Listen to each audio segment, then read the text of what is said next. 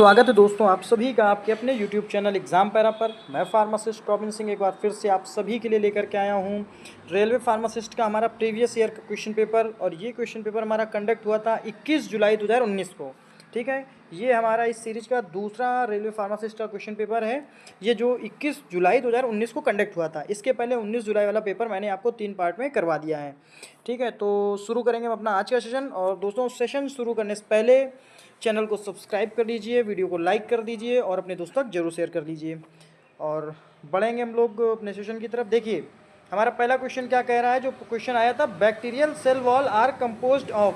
Bacteria की जो cell wall होती है वो किससे बनी हुई होती है। जैसे ये बैक्टीरिया है, इसकी जो सेल वॉल है ये किससे बनी होगी, तो आप बताएंगे पेप्टाइडोग्लाइकॉन्स। किससे बनी होती है? पेप्टाइडोग्लाइकॉन्स। तो bacterial cell wall are composed of peptidoglycan. फिर बढ़ेंगे अगले क्वेश्चन की तरफ। देखिए अगला क्वेश्चन क्या कह रहा है, one of the following is the normal range of diastolic pressure. देखिए सिस्टोलिक और डायस्टोलिक दो तरीके के प्रेशर होते हैं, 120/80। ठीक है ना। तो सिस्टोलिक और डायस्टोलिक, तो डायस्टोलिक की जो रेंज है वो पूछ रहा है कि डायस्टोलिक की रेंज क्या होती है। तो आप बताएंगे 70 to 90 mmHg। देखिए 80 तो एक पैरामीटर सेट कर दिया गया है, 80 से 10 आप ज़्यादा भी हो सकते हैं, 90 भी हो सकते हैं और 10 इससे कम भी हो सकते हैं, 70 भी हो सकते हैं। तो नॉर्मल रेंज में आएगा। अगर आप 70 से 90 के बीच में जाते हैं तो नॉर्मल रेंज में आएगा। तो यानी one of the following is the normal range of diastolic pressure, 70 से 90 के बीच में। ठीक है ना। फिर अगले क्वेश्चन की तरफ पढ़ेंगे। कह रहा है symbol of the element tin. Element जो हमारा टिन है पीरियोडिक टेबल में, उसका सिंबल क्या है। पीरियोडिक टेबल से क्वेश्चन आपसे पूछा गया है रेलवे फार्मासिस्ट में कि सिंबल जो है, सिंबल से क्वेश्चन पूछे गए थे। यहाँ पे टिन का सिंबल पूछ रहा है, तो टिन को हम लोग SN से रिप्रेजेंट करते हैं, एस्टेनस। ठीक है ना। तो ये हमारा जो है टिन आ गया, SN से इसको हम लोग रिप्रेजेंट करते हैं। क्वेश्चन नंबर 4 देखिए क्या कह रहा है। कह रहा है identification test for protein. Protein के लिए कौन सा आइडेंटिफिकेशन टेस्ट है। 4 ऑप्शन आपको दिए गए थे। The right answer is biuret test, ninhydrin test, biuret test, xanthoproteic test. काफ़ी टेस्ट होते हैं प्रोटीन के, तो ये सारे टेस्ट प्रोटीन के हैं। बायूरेट टेस्ट आ जाएगा जाकर के। ठीक है, प्रोटीन हमारा बनता कैसे है, अमीनो एसिड से बनता है जाकर के प्रोटीन। और अमीनो एसिड लिंक किससे होते हैं जाकर के, पेप्टाइड या एमाइड बॉन्ड्स। दो अमीनो एसिड लिंक होते हैं जाकर के एक दूसरे से, पेप्टाइड या एमाइड बॉन्ड से। ये क्वेश्चन पूछा गया था। ठीक है, फिर अगले क्वेश्चन की तरफ बढ़ते हैं जाकर के।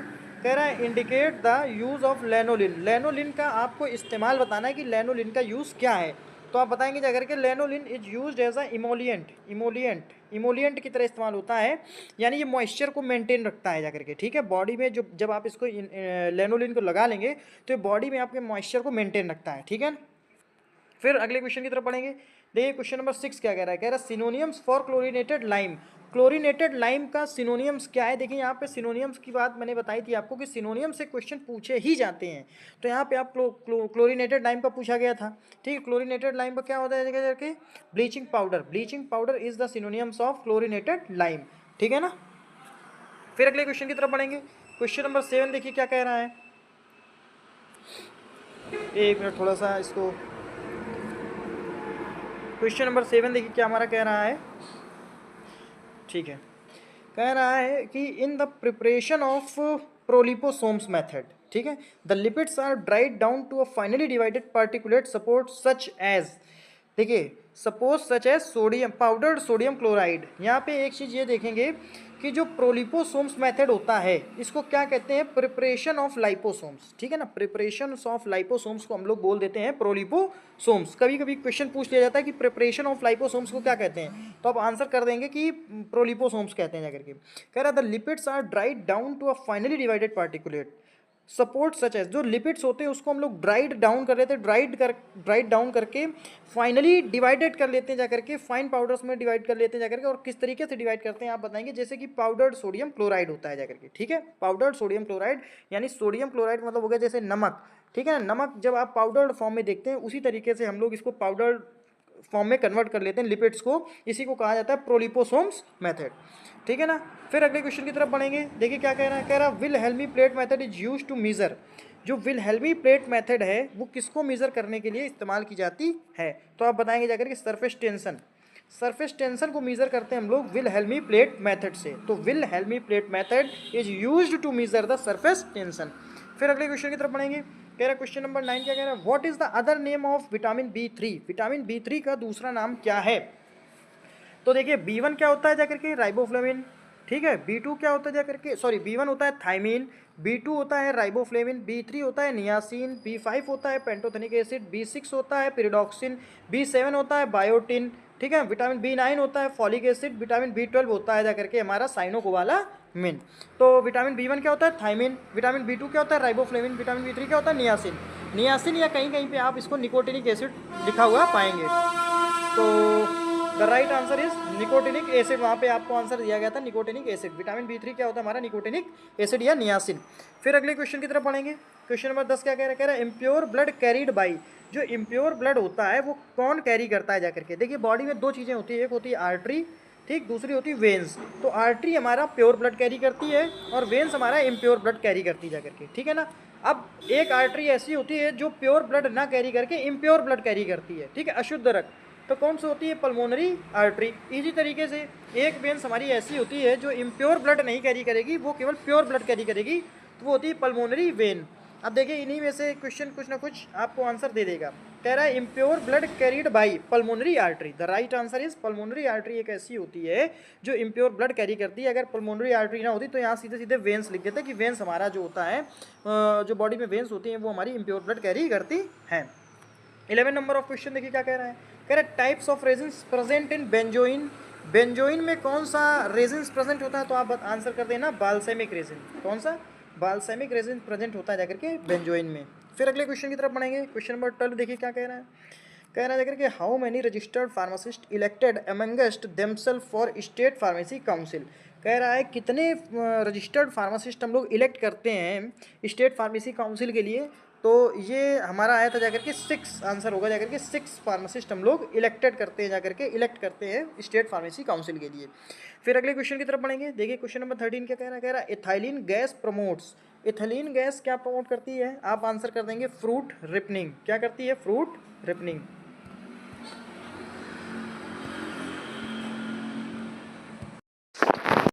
तो इथिलीन गैस हमारी इस्तेमाल होती है अगर कि फ्रूट रिपनिंग में, ठीक है ना। तो अगर आपसे पूछ दे कि नेचुरली जो है हमारा फ्रूट रिपनिंग गैस कौन सी होती है, तो नेचुरली जो फ्रूट रिपनिंग गैस होती है प्राकृतिक रूप से वो होती है एथिलीन, ठीक है, एथिलीन। और आर्टिफिशियल जो फ्रूट रिपनिंग गैस होती है वो होती है एसिटिलीन। कौन सी होती है, एसिटिलीन, ठीक है ना। और चूँकि जो एथिलीन है ये हमारा हार्मोन्स भी होता है, प्लांट हार्मोन्स होते हैं जो हमारे, जैसे कि हमारा जिब्रेलिन हो गया जाकर के, ऑक्सिन हो गया, जिब्रेलिन हो गया, एब्सिसिक एसिड हो गया जाकर के, ठीक है ना, और एथिलीन हो गया जाकर के। तो ये जो हार्मोन्स हैं इसी में से एथिलीन भी हमारा एक हार्मोन्स होता है प्लांट का, और इसका काम होता है फ्रूट को पका देना, ठीक है, फलों को पकाने का काम करता है एथिलीन, ठीक है। और यहाँ पे एक क्वेश्चन बनता है हमारा कि जो हार्मोन्स है, हार्मोन्स की खोज किसने करी थी, तो आप बताएंगे जाकर के हार्मोन्स की खोज करी थी जाकर के स्टारलिंग ने। किसने करी थी जाकर के, स्टारलिंग ने हार्मोन की खोज करी थी। फिर अगले क्वेश्चन की तरफ पढ़ेंगे। क्वेश्चन नंबर 14 देखिए क्या कह रहा है, कह रहा था half life of C14। Carbon 14 का जो हाफ लाइफ है वो कितनी होती जाकर के, तो आप बताएंगे जाकर 5730 साल होता है जाकर के, 5730 साल होता है जाकर के the half life of C14। अब देखिए देखिए इस तरीके के जो क्वेश्चन पूछे जाते हैं इसको करना भैया आपके ही बस का नहीं, अन्य लोगों के भी बस का नहीं होता है, कितना भी कोई पढ़ ले, लेकिन कुछ क्वेश्चन एग्जाम में ऐसे पूछे जाते हैं कि वो आप नहीं कर पाएंगे, तो इनको स्किप करना होता है, या तो फिर इस पर रिस्क लो आप। और रिस्क भी कैसे लेंगे, इसमें दिया होगा 5730, 5731, 5732, तो आप कहाँ रिस्क ले पाएंगे, ठीक है। फिर अगले क्वेश्चन की तरफ बढ़ेंगे। Who is called the Indian Einstein.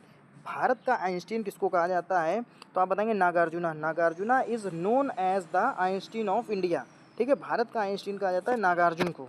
फिर क्वेश्चन नंबर 16 क्या कह रहा है, कह रहा है कि fat soluble vitamin are binding to. Fat soluble vitamin कहाँ पे बाइंड होते हैं जाकर के, या किससे बाइंड होते हैं, तो आप बताएंगे अल्फा टू ग्लोब्यूलिन। किस पे बाइंड होते हैं जाकर के, अल्फा टू ग्लोब्यूलिन। तो fat soluble vitamin are binding to alpha two globulin, ठीक है। और इसी से रिलेटेड कोई एक क्वेश्चन आया था अभी एम्स फार्मासिस्ट एग्जाम में कि फैट सॉल्युबल विटामिन कहाँ, सॉरी, फैट सॉल्युबल विटामिन कहाँ बाइंड होता है, तो आप बताएंगे अल्फा टू ग्लोब्यूलिन। फिर अगले क्वेश्चन की तरफ बढ़ेंगे। क्वेश्चन नंबर 17 देखिए क्या कह रहा है, कह रहा था and point of redox titration is. Redox titration में एंड पॉइंट क्या होता है जाकर के, तो आप बताएंगे जाकर के एंड पॉइंट क्या होता है, इंडिकेटर, पोटेंशियोमेट्रिक या एम्पीरियोमेट्रिक मेथड, ठीक है ना। तो the end point of redox titration is indicator, potentiometric और एम्पीरियोमेट्रिक मेथड। फिर अगले क्वेश्चन की तरफ बढ़ेंगे जाकर के। देखिए अगला क्वेश्चन क्या कह रहा है, कह रहा है indicate the gas used for sterilization. Sterilization के लिए हम लोग कौन सी गैस का इस्तेमाल करते हैं आपको बताना है, तो आप बता देंगे इथिलीन ऑक्साइड का इस्तेमाल करते हैं, E2O का इस्तेमाल करते हैं, इथिलीन ऑक्साइड का इस्तेमाल करते हैं जा करके, और फॉर्मेल्डिहाइड का भी इस्तेमाल हो सकता है जा करके, ठीक है। और तो यहाँ पे राइट आंसर है हमारा इथिलीन ऑक्साइड, ETO। फिर अगले क्वेश्चन की तरफ बढ़ेंगे। क्वेश्चन नंबर 19 देखिए क्या कह रहा है। कह रहा है name the schedule in which the factory premises must comply. कह रहा है कि उस शेड्यूल के बारे में बताइए जिसमें फैक्ट्री की परमिशन के बारे में चीज़ें दी गई हैं, कंटेंट दिया गया है, ठीक है, या प्रोविजंस दिए गए हैं। तो आप बताएंगे शेड्यूल एम। शेड्यूल एम जो हमारा होता है जाकर के मैन्युफैक्चरिंग से रिलेटेड है, ठीक है। तो यहाँ पे फैक्ट्री प्रेमाइसेस के बारे में चीज़ें बताई गई हैं कि हमारी फैक्ट्री के प्रेमाइसेस कैसा होना चाहिए, परिसर कैसा होना चाहिए, किस तरीके की वहाँ पे सुविधाएं होनी चाहिए, ठीक है ना, किस तरीके से स्टरलाइजेशन का प्रोसेस होना चाहिए, किस तरीके से एसेप्टिक कंडीशन में हम लोग मेडिसिन मैन्युफैक्चर करेंगे। तो शेड्यूल एम इज़ फॉर आ जाएगा आपका गुड मैन्युफैक्चरिंग प्रैक्टिस, GMP के लिए आ जाएगा शेड्यूल एम। और शेड्यूल M1 किसके लिए आएगा, तो M1 is for homeopathy, M2 is for cosmetic, M3 is for medical devices. ये हो जाएंगे जाकर के हमारी शेड्यूल M और M1, M2, M3। फिर कह रहा है कि डायोसिन ऑन हाइड्रोलिसिस गिव्स।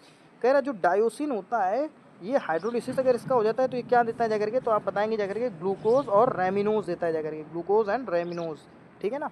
तो ये हो गया जाकर के diosin on hydrolysis gives glucose and rhamnose. फिर 21 नंबर ऑफ क्वेश्चन पे चलेंगे। देखिए क्या कह रहा है state of being free from all living microorganism is known as. कह रहा है वह अवस्था जिस अवस्था में कोई भी माइक्रो ऑर्गेनिज्म पाया नहीं जाएगा, ठीक है ना। अब किस में नहीं पाया जाएगा, मान लो कोई प्रोडक्ट है, ठीक है, इस प्रोडक्ट की वह अवस्था, ये प्रोडक्ट हमारा इस अवस्था में है कि इसमें कोई भी हमारा माइक्रो ऑर्गेनिज्म इसमें नहीं पाया जा रहा है। हमने प्रोडक्ट को ऐसी अवस्था में पहुंचा दिया है कि इसमें अब कोई भी माइक्रो ऑर्गेनिज्म नहीं पाया जा रहा है। तो इसको क्या कह देते हैं, एसेप्टिक कंडीशन कह देते हैं। और स्टेराइल यानी प्रोडक्ट जो हमारा है उसकी जीवाणुहीनता की जा चुकी है, तो इसको कहा जाता है स्टेराइल भी कहा जाता है, ठीक है। स्टरलाइजेशन का नाम सुना, स्टरलाइजेशन, बस ये वही है, यानी हमारा जो भी प्रोडक्ट है वो स्टरलाइज्ड हो चुका है और इसमें कोई भी माइक्रो ऑर्गेनिज्म नहीं है, ठीक है। तो state of being free from all living microorganism is known as sterile. Sterile का मतलब कोई भी माइक्रो ऑर्गेनिज्म, कोई भी जीवाणु उसमें नहीं है। फिर 22 नंबर ऑफ क्वेश्चन देखिए क्या कह रहा है sterilization by autoclave is an example for. देखिए कितना इजी क्वेश्चन आया था कि ऑटोक्लेव से जब हम लोग करते हैं स्टरलाइजेशन तो 121 degree Celsius moist heat sterilization, ठीक है। तो यहाँ पे 30 मिनट्स या 15 मिनट्स आएगा जाकर के, तो मॉइस्ट हीट स्टरलाइजेशन आ जाएगा जाकर के। Sterilisation by autoclave is an example for. और dry heat sterilisation hot air oven पे 160 डिग्री सेल्सियस फॉर 2 आवर्स या 1 आवर्स के लिए, ठीक है। क्वेश्चन नंबर 23 देखते हैं क्या कह रहा है। कह रहा है thioglycolic acid is use in the limit test for. बहुत ही इंपॉर्टेंट क्वेश्चन है, कई जगह आ चुका है थायोग्लाइकोलिक एसिड। तो इसको आयरन के लिमिट टेस्ट में हम लोग इस्तेमाल करते हैं, ठीक है ना, आयरन के लिमिट टेस्ट में इस्तेमाल करते हैं। आयरन की पॉइजनिंग में क्या देते हैं, डेस्फेरोक्सामिन दे देते हैं, ठीक है। आयरन की पॉइजनिंग में एंटीडोट क्या दे देंगे, डेस्फेरोक्सामिन दे देंगे जाकर के। फिर अगले क्वेश्चन की तरफ पढ़ेंगे। देखिए क्या कह रहा है। कह रहा है what does a negative value of sigma signify for a substituent. अब देखिए इस तरीके के अगर क्वेश्चन आएंगे तो भैया आप कितना भी पढ़ लीजिए, कितना भी एक्सपर्ट हो, नहीं कर पाएंगे। What does a negative value of sigma signify for a substituent. किसी भी सब्स्टिट्यूएंट के लिए सिग्मा सिग्निफाई की नेगेटिव वैल्यू क्या होती है, तो आप बताएंगे it is a electron donating, बस ये है इसका आंसर।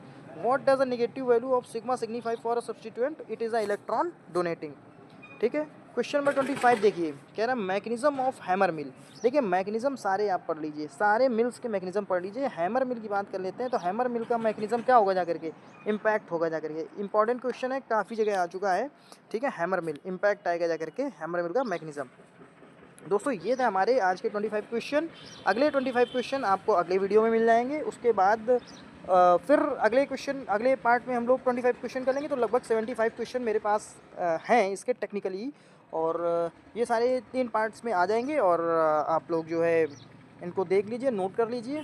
और ठीक है, बाकी अपनी तैयारी करते रहिए। Thanks for watching the video, thank you so much. अगर चैनल पे नए हैं तो प्लीज़ हमारे इस चैनल को सब्सक्राइब ज़रूर कर लें और वीडियो को लाइक ज़रूर कर दें और अपने दोस्त तक ज़रूर शेयर कर लें। ठीक है, हम आपके लिए इसी तरीके से जो क्वेश्चन का कलेक्शन है वो लाते रहेंगे। जितनी संभावना हो सकती है उतना अच्छी तरीके से डिस्क्राइब करेंगे और करना आपको इतना है कि चैनल को सब्सक्राइब करना है, वीडियो को लाइक करना है और अपनी मेहनत को लगातार करते रहना है। ठीक है, thanks for watching the video, thank you so much.